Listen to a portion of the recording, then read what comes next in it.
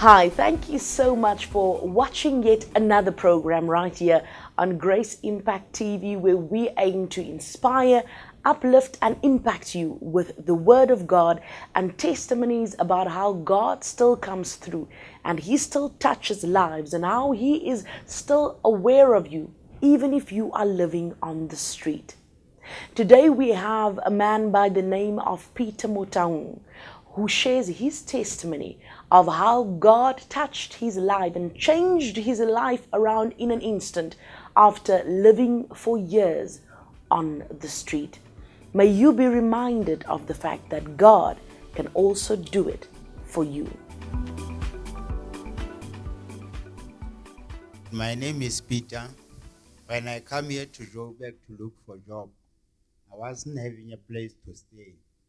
And then I was forced to go and live on the robot there on the side of the road. Life was difficult on the side of the road, especially when it comes to season where it rains and sometimes winters like this. You'll find that we only have one blanket. We use those pieces of cardboard to sleep. And sometimes it costs us to spend life on the taverns so that we can get home, the shebis where they sell beer.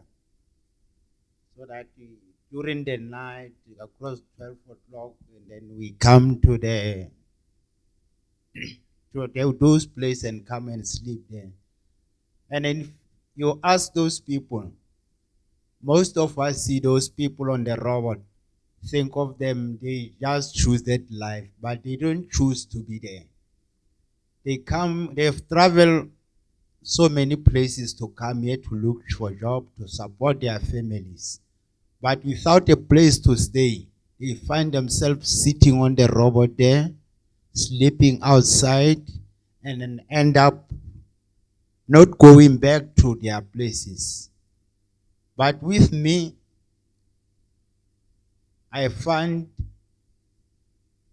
one day I found myself having a man of God have found me on the street, and then I took me to give me a shelter, and my life started to change.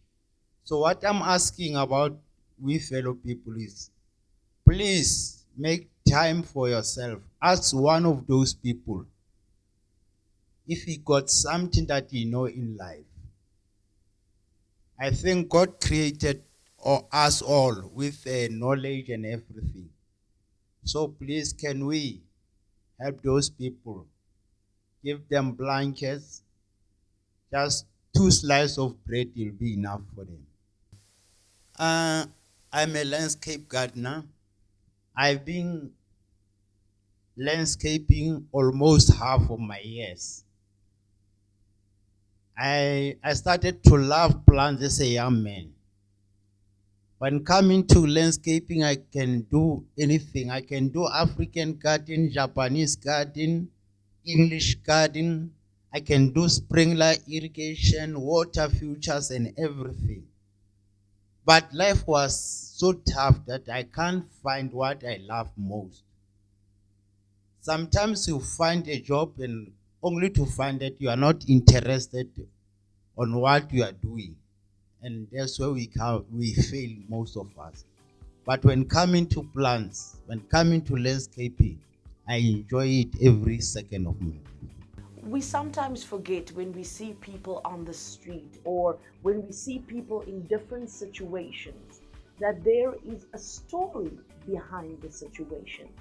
I asked Peter how he ended up living on the street. I used to have a job before, and then I lost that job. I was unable to pay the rent, so I was forced to look for something for them to survive. And for them to survive, I was supposed to sleep on the street, maybe thinking of getting something, to put something on the table for them. But it never happens. It takes months becomes years on the street. And it was painful. You know, sometimes if you think of returning home without blankets, without pairs of shoes, you think how people are going to, they gonna judge you, maybe started to laugh if you end up saying, okay, it's better to sleep here till my life come back. And it's not easy to happen. We all sometimes pray for the people we see on the street and we help where we can. But I don't think we can even imagine what goes through their minds as they are sleeping in the cold, begging for food, ashamed sometimes of their situation. I asked Peter, as somebody who has been living on the street, what goes through your mind when you are laying outside on the street under just a cardboard box in the cold? On the inside, it's painful because sometimes you feel like going back home. Sometimes you say, no, I can't. Think when you left your place to look for a job, and then you find that you have to sleep outside, and then the temperatures drop below the degree, and you are there outside. It's painful, but sometimes you end up not being yourself again. But then I mean, you know, too much of suffering, far from home, far from anybody. You don't help, but have somebody to help you, somebody to cry to. Your life changed, everything. We end up stealing small things from the shop. We can even steal a loaf of bread to survive. We end up losing your mind, if I can say that. You are not 100% a human. But if somebody can come to you, try to help you, try to show you the way, it's easy for you to change. Like now today I am. It's very tough on the street, to tell the truth. It happened, I lost everything. I lost the ID on the street. Sometimes you went out, when you return back, you don't have a blanket, they steal your blankets.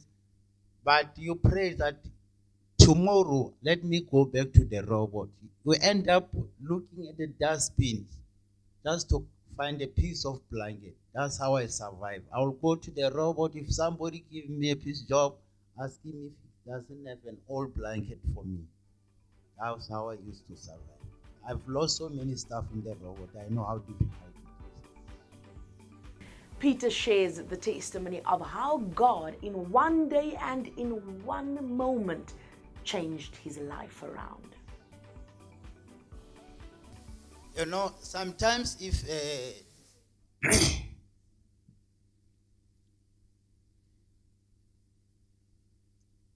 if you keep on praying, God will answer prayer. If you keep on praying, I remember that day we were at the robot, and then when that car comes, nobody went for it. I was the only one to go there, only to find that it's the end of my suffering. I was taken in. I was given a place to stay. You know, after so many years on the street, your first night in that house, you feel like you are a president. You feel like somebody again. And thanks God, my life started to change from there. And I will ask people at the robot, instead of charging a lot of money, let's just sometimes cry for a help so that we can change our life also. My journey with God from the street wasn't easy because it took me time to believe. It took you time to believe that you have to change. Sometimes I'll go to church just to please the people that I'm living with. It's not easy. It needs patience. Today I've changed because every time I repeat the same mistake, they will come to me, sit down with me, show me the way, and then everything will come step by step. It's like a child.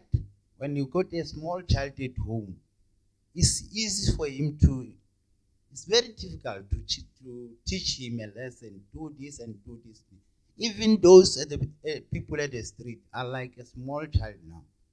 Because every time you leave him, you think of my friends at the robot there, you are used to that life. It's in your blood. So God help me. So many things happened with me since I joined this church. Some of them, terrible things happened. I broke my legs. I do everything. But for the God's sake, they never dropped me. They've been with me all the way. They've sent me to doctors. They have taken good care of me. Now I'm a man enough now. I can walk again. I can still do everything like I used to do before. We all sometimes want to help, but there is this fear that when you give that money, and sometimes out of experience, that they will use it for drugs or alcohol. I asked Peter, what does he think we can do to help? The only thing we can do is give them love, give them blankets like it's winter, sometimes give them that 2 slices of bread, and then ask them what is their problem. Sit down with them, ask them what job can he do. Sometimes you might find that he's a painter, he's a plaster, whatever you need. Because I think anybody in this world, God gave him a knowledge to do something. So people undermine them just because they are suffering. They don't ask them questions. How can we help you to take your life forward? And then they are so scared because sometimes if we approach people, they think of us as criminals and then they chase us away all the time. That is why we end up even stealing bread and everything from the shop. But then another tragedy hit Peter.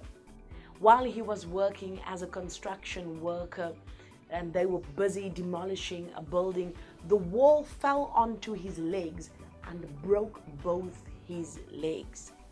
He shares yet another testimony of how God did a miracle and healed him.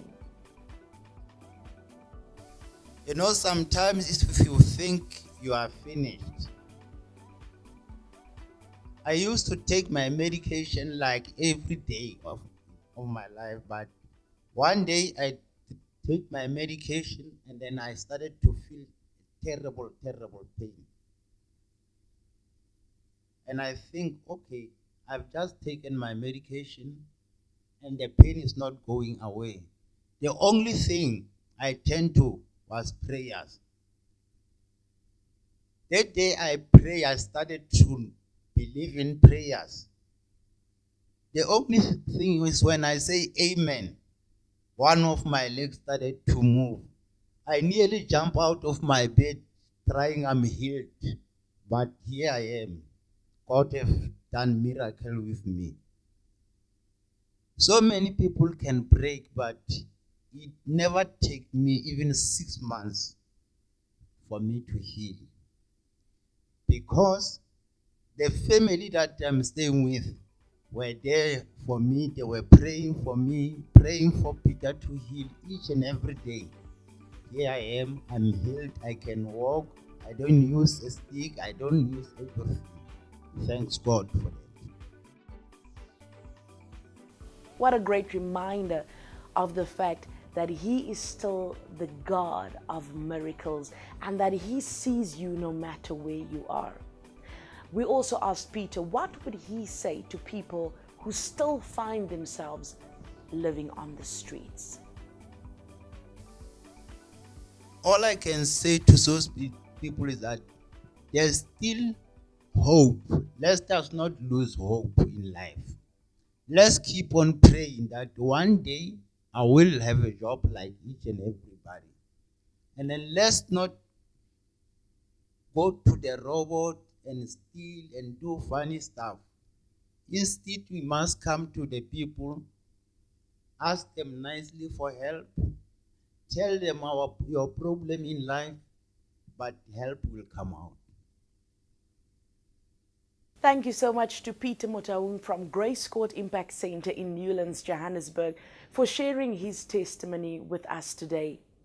If you've been touched by it and you feel like you would like to get involved in a project that can help people like Peter or those who find themselves addicted to drugs, alcohol, or in situations of abuse, or if you want to get involved in a project of empowerment and development, we would like to send and share this promotional newsletter with you about Graceland, a project that we are busy developing close to Vereniging in the Deer. Please, all you have to do is comment with your email address or your contact number, and we will send this promotional newsletter to you. You want to help? We would like to give you the opportunity to do so. If you have a testimony, or you know of somebody with a testimony that can be a blessing unto the viewers of Grace Impact TV, please contact us. All the contact details are on the screen. No matter where you are, no matter what denomination, we want to share your testimony. Isn't it that God has given us the instruction to help and also to testify? God bless you. Thank you so much for watching, and do pop on over to our YouTube channel and subscribe, because we will be uploading more Christian content for you. From me, Jenna-Leigh belong. Goedheid en guns. Goodness and